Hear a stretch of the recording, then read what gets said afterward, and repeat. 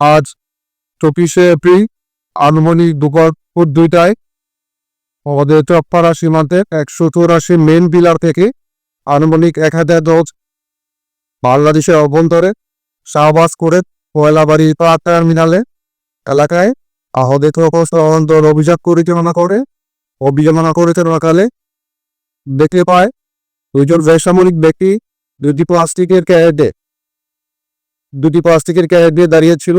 আমাদের তৎপরস্থ হলদন দেখে তারা ক্যারেট দুটি ফেলে পালিয়ে যায় এবং তৎক্ষণাৎ আমাদের বিজিবি তৎপরস্থ হলদন সেখানে উপস্থিত হয়ে তল্লাশি কার্যক্রম পরিচালনা করে।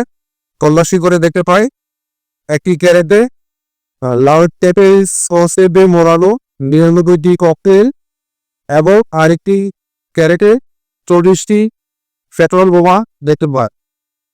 এবং আমরা পেট্রোল বোমা এবং দেশীয় ককটেল দেখতে পেয়ে আমাদের সীমান্ত গাড়িতে নিয়ে যায় এবং আমরা এই আতঙ্কিত ককটেল বিস্ফোরক দ্রব্যাদি আজ আমরা সিদ্ধগঞ্জ থানায় জিডি করতো হস্তান্তর করা আছি।